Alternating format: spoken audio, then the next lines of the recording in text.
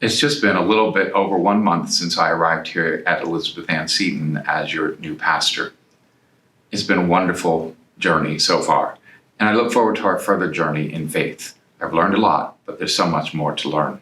As you know, the bishops of Pennsylvania have recently lifted the dispensation that they have given us for 1.5 years not to attend Mass on Sundays and holy days of obligation. That will be lifted on August 15th.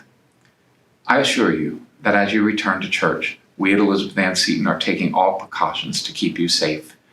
We clean the church, hand sanitizer will be available, and individual worship aids will still be produced for you. Should you like to wear a mask, please do so. If you'd like to sit near people, please do so. If you'd like to socially distance, please do so. Know that in this house of worship, all are welcome and none will be denied. Some other great things that are happening as we go back to our normal way of worshiping together. I want to let you know that we will be celebrating the 274th anniversary of the birth of Elizabeth Ann Seton, our patron saint, a woman of great faith, a woman of great hope, who relied on the church for many things.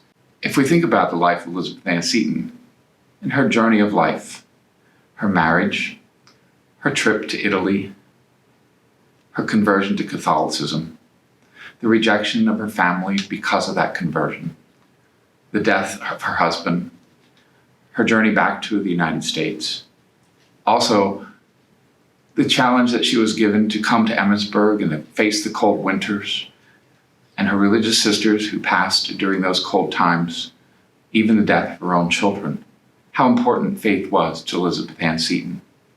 She once said, "We know certainly that our God calls us to a holy life. We know that he gives us every grace, every abundant grace. And though we are so weak of ourselves, this grace is able to carry us through every obstacle and every difficulty." The time has come for us to utilize this grace. The grace of God has been with us for this past 1.5 years, and we rely on the grace of God to continue to form us as we move forward. So I'd like to announce a very exciting event. On August 28th, Elizabeth Ann's 274th birthday, after the 4:00 Mass, we will have a night of family fun and fellowship, games for children, prizes, food, and other various things for us to gather together as God's children and celebrate this great day. So please come for a night of fun and fellowship with friends and family, all of us relying on the intercession of St. Elizabeth Ann Seton.